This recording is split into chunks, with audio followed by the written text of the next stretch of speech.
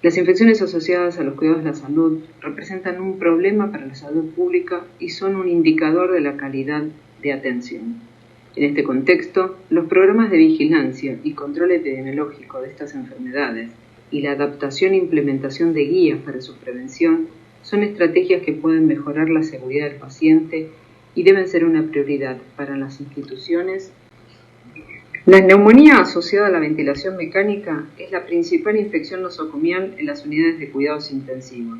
Se asocia con mayor morbilidad, mortalidad, prolongación de la estadía hospitalaria y aumentos de los costos económicos.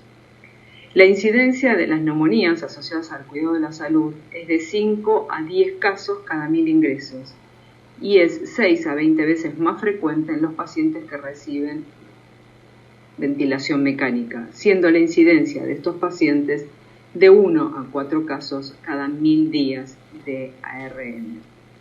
Se estima una prevalencia, dependiendo de las distintas bibliografías y desde los distintos lugares, de 9 a 27% de neumonía asociada a ventilador en todos los pacientes intubados. Este riesgo se incrementa con los días de ventilación, un 3% por día durante los primeros 5 días, 2% por día durante los días 5 a 10 y un 1% después del 10º día de ARN. Los factores de riesgo o factores predisponentes se clasifican en intrínsecos, que están relacionados con el paciente y que generalmente son inmodificables, y los extrínsecos relacionados con la propia ventilación mecánica, el cuidado de la vía aérea y el manejo del paciente crítico, que son aquellos modificables y que nos permiten hacer intervenciones para poder disminuir estas infecciones. Dentro de los factores intrínsecos está la edad. Sabemos que a mayor edad, mayor prevalencia de enfermedades asociadas, de comorbilidades. El tipo y la severidad de la enfermedad de base se asocian con deterioro neurológico, las enfermedades pulmonares obstructivas crónicas y el síndrome de distrés respiratorio, y también con algún tipo de cirugía, como pueden ser las cirugías de tórax o abdomen superior, que también se asocian con mayores probabilidades de tener una neumonía asociada respirable, al igual que el politrauma. Con respecto a los factores extrínsecos, la intubación y la ventilación mecánica por periodos superiores a 24 horas parecen ser el factor más importante para estas infecciones. Lo mismo ya sea tanto la intubación endotraqueal, la traqueostomía, la broncoscopía o la aspiración de las secreciones. A su vez también los equipos y accesorios para la ventilación mecánica, como pueden ser los nebulizadores o los circuitos de ventilación. Quedando para un segundo lugar la profilaxis de la hemorragia digestiva, el uso de antibióticos, que también podrían alterar la flora habitual, sustituyéndola por microorganismos más patógenos y resistentes. Otra de las condiciones que favorecen las infecciones es la posición supina del paciente, el uso de la sonda nasogástrica y la alimentación enteral, que facilita la colonización orofaringia a partir del contenido gástrico. Existe un conjunto de medidas recomendadas para la prevención de las infecciones asociadas al cuidado de la salud, algunas que son medidas generales, como la capacitación de todo el personal de salud, ya sean médicos, enfermeros, kinesiólogos, la vigilancia epidemiológica en las unidades de cuidados intensivos, y otro grupo de medidas que son medidas específicas, llamadas bundles o paquetes de medidas, que deben ser utilizadas en todo momento y en todos los pacientes. Dentro de lo que es los paquetes de medidas para la prevención de las neumonías está principalmente la higiene de manos, el uso de guantes para manipular secreciones, la elevación de la cabecera del paciente a 45 grados, el paciente debe estar entre 30 y 45 grados, la higiene oral con clorexidina una vez por turno. Si bien esta es una medida que actualmente está controvertida, hay estudios donde hay evidencia que se disminuyen las neumonías asociadas a ventilación con el uso de la clorexidina. Sin embargo, no se observa ni una reducción en los días de asistencia ventilatoria mecánica, ni en los días de internación, ni en la mortalidad. La interrupción diaria de la sedación y la evaluación de si el paciente puede o no ingresar en Winning y sacarlo de ARM, y el uso de tubos endotraqueales con aspiración subglótica en todos aquellos pacientes que se espera que puedan estar más de 48 horas en asistencia ventilatoria mecánica. El capítulo de las infecciones asociadas a catéteres. Las bacteriemias asociadas a catéteres vasculares son una causa muy importante de morbimortalidad nosocomial. Es una infección que prolonga la estadía hospitalaria en alrededor de una semana. La incidencia de esta infección es muy variable de un centro a otro, de un país a otro, y esto se debe a que cada país y cada centro aplique o no un paquete de medidas para controlar la infección asociada a catéter. En Estados Unidos, la incidencia ha variado de 3.6 a 1.6 por 1000 días catéteres. En Latinoamérica se reporta una incidencia de 6,8 por 1000 días catéter, y en Argentina el programa VIDA al 2017 ha reportado una incidencia de 3.7 por 1000 días catéter en las unidades de terapia intensiva polivalentes, y en las unidades de terapia intensiva médico-quirúrgicas una incidencia mayor de 5.6 por 1000 días catéter. El capítulo de las infecciones asociadas a catéteres incluyen una serie de cuadros clínicos diferentes y de distinto grado de complicación. La bacteriemia asociada a catéter per se, la bacteriemia simple no complicada, la bacteriemia complicada, que es aquella que presenta focos secundarios hematógenos a distancia, endocarditis bacteriana o tromboflebitis supurada, la infección del sitio de inserción concretamente, que representa el eritema, induración, dolor o secreción en el área de 2 centímetros alrededor de la puerta de entrada del catéter. La infección del túnel, que es aquella que se presenta en los catéteres tunelizados, cuando encontramos eritema, induración, dolor o secreción a más de 2 centímetros del punto de inserción y a lo largo del trayecto de este catéter tunelizado. O las infecciones del bolsillo, que es cuando presentamos los signos de flogosis en el bolsillo subcutáneo de los catéteres implantables o semi-implantables del tipo Portacat. Las bacteriemias asociadas a catéteres se producen fundamentalmente por 4 vías. La principal y más frecuente es la colonización de la piel a través del sitio de inserción y desde la superficie de la piel por la superficie externa del catéter se coloniza a lo largo de todo el catéter. Es el responsable, este mecanismo, del 65% de las infecciones. El siguiente mecanismo en frecuencia es la contaminación intraluminal, fundamentalmente la contaminación de los conectores. Esto es responsable de alrededor del 30% de los episodios, y a punto de partida de esta contaminación progresa la infección hacia la superficie intraluminal del catéter. Otro mecanismo menos probable es la siembra secundaria por vía hematógena, la siembra bacteriémica de la superficie del catéter. Y el cuarto mecanismo es la contaminación de los líquidos de infusión, que es un mecanismo mucho menos frecuente.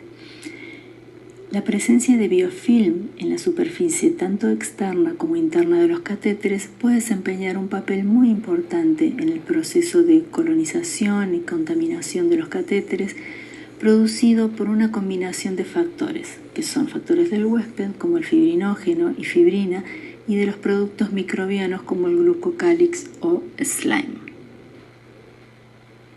Existen una serie de situaciones clínicas que se consideran factores de riesgo para un aumento de la incidencia de infección asociada a catéter.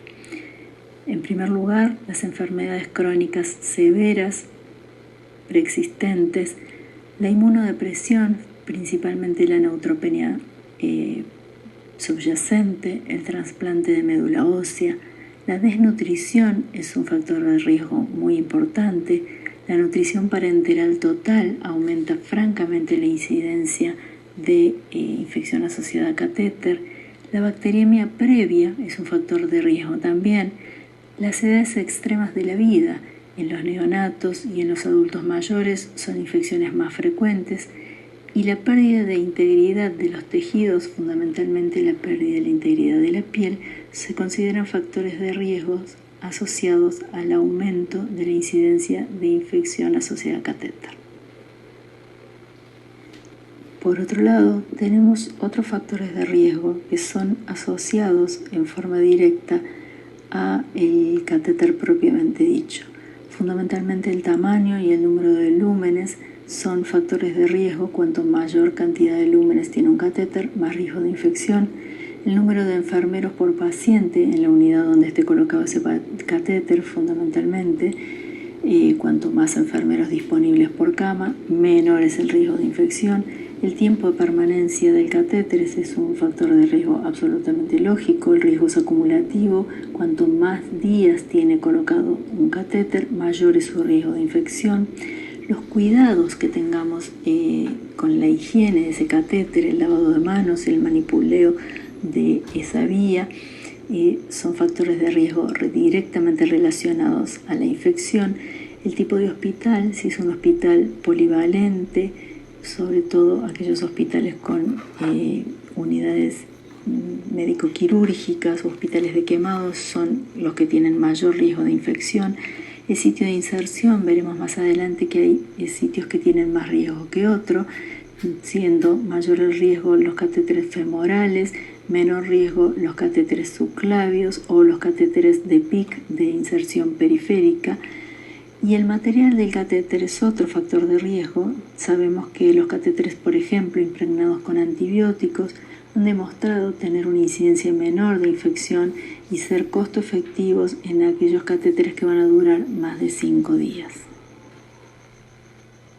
Al momento de hacer el diagnóstico de la infección asociada a catéteres, nos tenemos que valer de distintas muestras para cultivo. Muestras fundamentales van a ser los hemocultivos. Con un set de hemocultivos es suficiente. Y después tenemos las muestras directas del catéter. Las muestras del catéter pueden ser con retiro del catéter o sin retiro del catéter. Las muestras con retiro del catéter para catéteres, por ejemplo, vías centrales, son la técnica de Mackie, que es el rodado externo, la superficie externa del catéter. Su criterio de diagnóstico tiene un valor de corte de 15 unidades formadoras de colonias, con una sensibilidad variable según la técnica del 45 al 85% y una especificidad del 85%. La limitación de esta técnica es que no evalúa el origen endoluminal del catéter. La técnica de Bruin-Wilson es una técnica cuantitativa. El valor de corte es de 100 unidades formadoras de colonia o 10 a la 3, la sensibilidad es del 80% y la especificidad del 90%. Es una técnica bastante laboriosa de sonicación que va a estudiar tanto la superficie endo como exoluminal. Cuando hablamos de técnicas sin retiro del catéter, la técnica más frecuentemente usada es la técnica del tiempo diferencial, con un tiempo de más de 2 horas a favor de los retrocultivos con respecto al hemocultivo, o sea, la sangre tomada en forma periférica, tiene una sensibilidad del 90% y una especificidad también alrededor del 90% para el diagnóstico de sepsis por catéter. La técnica cuantitativa, con una relación 3:1 en la cantidad de unidades formadoras de colonias a favor del retrocultivo sobre el hemocultivo, es una técnica que tiene una alta sensibilidad y especificidad, pero es una técnica muy laboriosa y que está prácticamente en desuso. En la prevención de las infecciones asociadas a catéteres es una de las situaciones clínicas donde se ha demostrado que es óptima la aplicación de la combinación de estrategias preventivas, paquetes de medidas que en conjunto van a disminuir la frecuencia de la infección asociada a catéter. Fundamentalmente la educación al personal en las indicaciones de colocación, que sea necesario que un paciente tenga colocado un catéter, ya sea periférico o central, permanente o semipermanente. Educación del personal en los procedimientos adecuados de inserción, que haya equipos entrenados en la colocación, que sean siempre las mismas personas las que coloquen los catéteres. Designar personal calificado y competente, tanto en la inserción como en el cuidado de los catéteres. Es lo que denominamos team de catéteres. Este team puede estar formado, integrado por un enfermero en control de infecciones, un residente de cirugía, cirujanos vasculares, cirujanos generales, clínicos, incluso que estén entrenados en la colocación y en el cuidado posterior o mantenimiento de los catéteres. El mantenimiento de las medidas de control de infecciones para prevenir las bacteriemias en forma sistemática, la utilización de listas de chequeos de procesos que ayude a recordar cómo son los cuidados que deben recibir estos catéteres, evaluar periódicamente el conocimiento y la adhesión a los procedimientos de todo el personal de salud. Otra medida muy importante es la inserción entrenada por ecografía. Las punciones guiadas por ultrasonido por personal capacitado han demostrado tener menos índice de complicaciones, ya sea por sangrado o de infecciones asociadas a catéteres. La primera medida para el cuidado adecuado de un catéter consiste en la inserción con una técnica aséptica. ¿En qué consiste esta técnica aséptica? Esta técnica aséptica la tenemos que considerar tanto en la colocación como en los momentos del cuidado y curación de los catéteres. La técnica aséptica para la inserción del catéter central, ya sea un catéter de PICC, un catéter de tipo PVC o cuando vamos a intercambiar una cuerda de piano, consiste en una higiene de manos de tipo quirúrgica bien profunda, la utilización de máxima barreras de... Cuando nos referimos a los cuidados del catéter, lo primero que tenemos que tener en cuenta es una técnica aséptica en la colocación y en el cuidado o mantenimiento del catéter. La utilización de una técnica aséptica para su inserción, ya sea un catéter venoso central, un catéter de PICC o para el intercambio por cuerda de piano de un catéter ya existente, consiste en un lavado de manos profundo con técnica quirúrgica, la utilización de máxima barrera estéril que incluya el uso de cofia, barbijo quirúrgico, camisolina estéril, antiparras para evitar salpicaduras, guantes obviamente estériles y la utilización de un campo quirúrgico completamente estéril, ¿sí? Se debe realizar una desinfección de la piel, preferentemente con clorhexidina del 2 al 4%. Una opción alternativa podría ser el alcohol 70, que lo vamos a preferir a la iodopovidona porque la iodopovidona tiene un prolongado periodo de latencia para el inicio de su acción. Un detalle importante es que luego de realizar la desinfección de la piel, dejemos pasar un par de minutos para que actúe este antiséptico antes de realizar la punción con la que vamos a colocar el catéter venoso central. ¿Y qué otras estrategias integran estos paquetes de medidas o bundles de medidas para la prevención de infecciones asociadas a catéteres? Reemplazar los catéteres venosos centrales insertados con técnica no aséptica en la urgencia antes de las 48 horas. Cuando nosotros colocamos catéteres de urgencia en la guardia con una técnica que sabemos que no ha sido la adecuada, debemos retirarlos tan pronto como podamos. Utilizar un recambio de guantes estériles cuando se realiza el intercambio de un catéter bajo cuerda de piano. Retirar todo catéter venoso central que no sea necesario. Para esto es adecuado que este team de catéteres haga una recorrida diaria por todos los pacientes revisando qué catéter es necesario y qué catéter se puede retirar. No reemplazarlo rutinariamente los catéteres venosos centrales solo cuando se considera que son infectados, siempre y cuando se mantengan todas las medidas de higiene y de control de infecciones adecuadas en el centro. Usar un lumen exclusivo para la nutrición parenteral total, ya que la nutrición parenteral total sabemos que tiene un riesgo aumentado de infección asociado a catéter. Limpiar los conectores siempre que van a hacerse punciones del conector, limpiarlo precozmente con alcohol del 70% cada vez que se administren las soluciones. Y no es necesario administrar antibióticos profilácticos sistémicos ni antes de la inserción ni durante el uso de los catéteres venosos centrales. Hay otra serie de estrategias o medidas que también suman a la hora del cuidado de los catéteres. Priorizar el uso del sitio subclavio por sobre el yugular y por sobre el femoral, ya que tienen en este orden un riesgo ascendente de complicaciones infecciosas. Evitar el sitio subclavio en aquellos pacientes en hemodiálisis y pacientes con insuficiencia renal crónica avanzada por el riesgo de estenosis de la vena. Utilizar fístulas o injertos en pacientes con insuficiencia renal crónica en lugar de catéteres vasculares centrales de larga permanencia. Preparar siempre la piel limpia con clorhexidina alcohólica al 2 o al 4% y dejar secar antes de realizar la punción. Alternativa a esto es el alcohol iodado o el alcohol 70.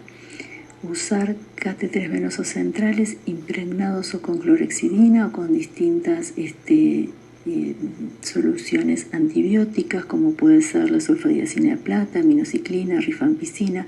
Todos estos catéteres impregnados han sido costo efectivos en disminuir la incidencia y en disminuir los costos por infección asociada a catéter cuando vamos a usar catéteres por una duración mayor a los 5 días.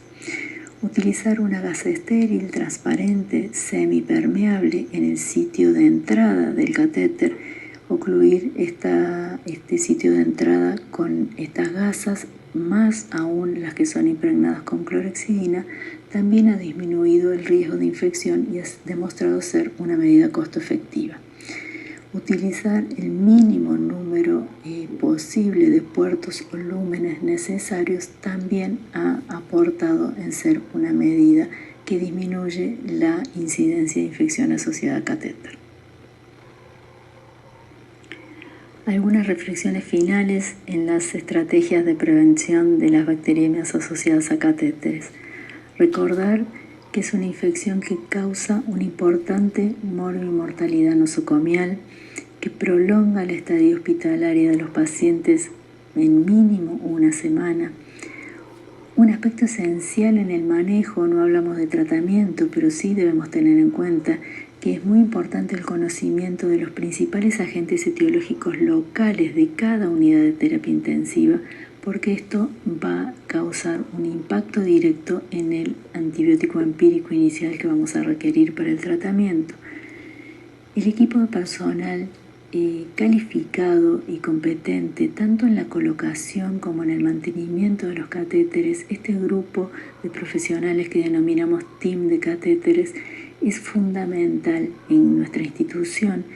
El mantenimiento y la evaluación periódica de la adhesión de todas las medidas de control de infecciones para prevenir las bacteriemias, estos bundles o paquetes de medidas que debemos tener en cuenta.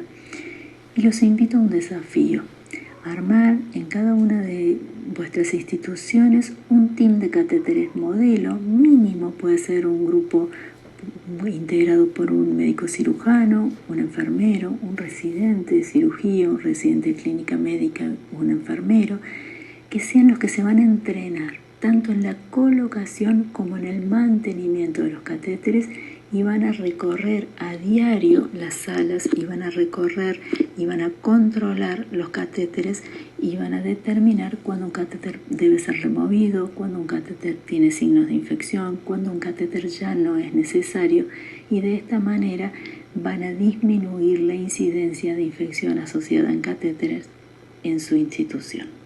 Muchas gracias.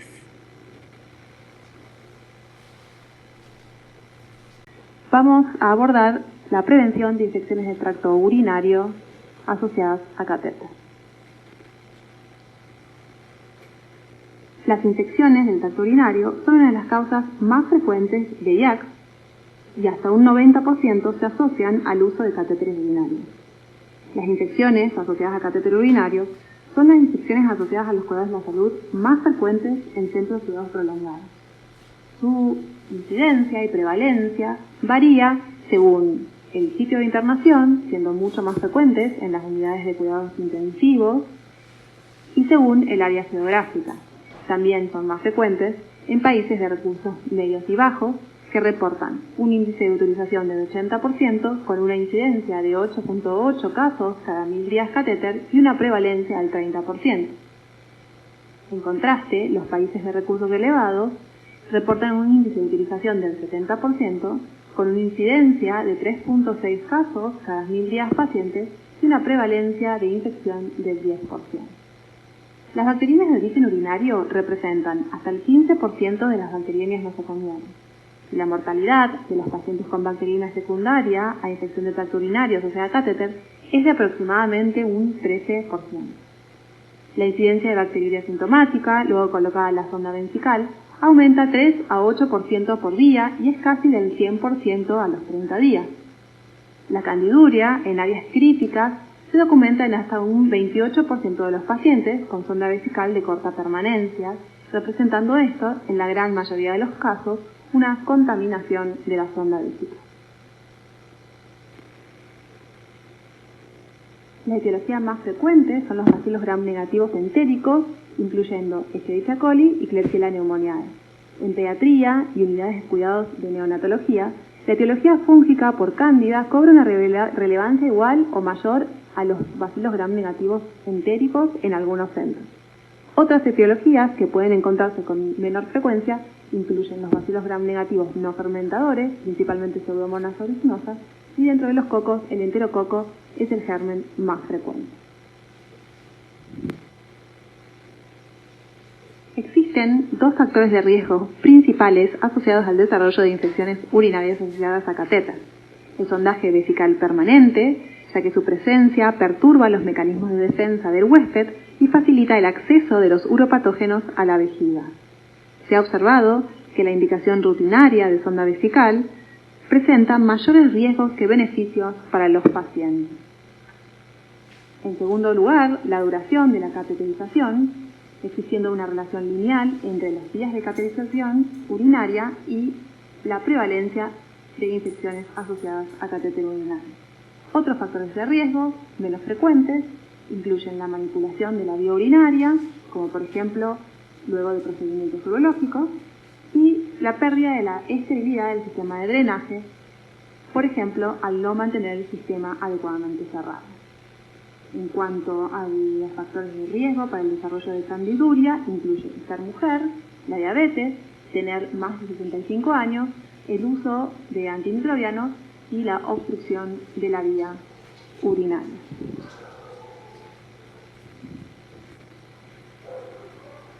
Podemos definir a la infección asociada a catéter urinario con los fines de vigilancia epidemiológica a todo paciente que lleva más de 48 horas de sondado o que se ha retirado la sonda recientemente, más un criterio clínico, la itis sintomática o una itis asintomática bacteriémica. Las infecciones de tracto urinario sintomática incluyen signos y síntomas de infección que no se justifican por otra causa. Estos pueden ser fiebre, dolor en hipogastrio, alteración del sensorio, hematuria, disautonomía en pacientes parapléjicos y más frecuentemente en pacientes que ya no tienen la sonda vesical colocada, se presentan con síntomas similares a una infección urinaria no asociada a catéter, como disuria, polaquiuria, dolor en fosa lumbar o en hipogastrio. El criterio de isosintomática bacteriémica incluye hemocultivos positivos con al menos un germen coincidente con el rescate en orina. Sumado a esto, el criterio microbiológico, el paciente debe tener un urocultivo positivo con un máximo de 2 microorganismos y al menos uno de estos tener un recuento igual o mayor a 10 a la 5 unidades formadoras de colonias por mililitro. Recordar que si la muestra tiene 3 o más gérmenes, se considera flora polimicrobiana. Es una muestra que debe desestimarse y debe tomarse una nueva muestra con recambio de sonda. Por otro lado, la piuria no se considera un signo de infección en los pacientes con sonda vesical.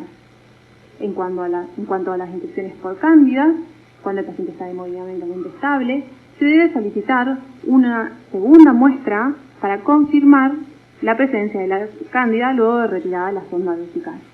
En el caso en que esta segunda muestra sea positiva, según los signos clínicos del paciente, se evaluará la posibilidad de que esta sea una infección, ya que en la mayoría de los casos representa una colonización del biofilm de la sonda. En la práctica clínica, la presentación más frecuente de las infecciones de tracto urinario incluyen la fiebre y el urocultivo positivo, sin otra localización probable de la misma. Sin embargo, debido a la elevada prevalencia de bacteriuria en pacientes sondados, esta definición carece de especificidad y suele llevar a la sobreestimación de episodios de infección de tracto urinario asociada a catéter. En el escenario actual, en que las infecciones asociadas a los cuidados de salud por microorganismos multiresistentes se encuentran en ascenso y con el consecuente aumento de los costos en salud, es esencial hacer una distinción adecuada entre lo que es la bacteriuria asintomática y las infecciones de tracto urinario asociada a catéter para minimizar la presión de selección de los antibióticos sobre los microorganismos. Entonces vamos a definir la bacteriuria asintomática asociada a catéter urinario, aquella persona que lleva más de 48 horas de colocada la sonda vesical, que presenta un urocultivo positivo con un recuento de unidades formadas de colonias mayor o igual a 10 a la 5 por mililitro, que no presenta signos o síntomas de infección, y en este caso recordar que no se requiere tratamiento antimicrobiano, en la gran mayoría de los casos. La infección del tracto urinario asociada a catéter cumple con los mismos criterios de la bacteriuria asintomática, pero agregando signos y síntomas de infección, y esta siempre requiere de tratamiento antimicrobiano adecuado. Las consecuencias del tratamiento de la bacteriuria asintomática incluyen que promueven la resistencia antimicrobiana, las infecciones por clostridios difíciles y aumentan los costos y la estadía hospitalaria. Por otro lado, las consecuencias de tener elevadas tasas de infecciones de tracto urinario asociadas a catéter se asocian con una mayor mortalidad, prolongación de estadía hospitalaria y de costos, y además representan un reservorio para la transmisión de microorganismos. De hecho, se los ha asociado con la presencia de brotes dentro de los nosocomios.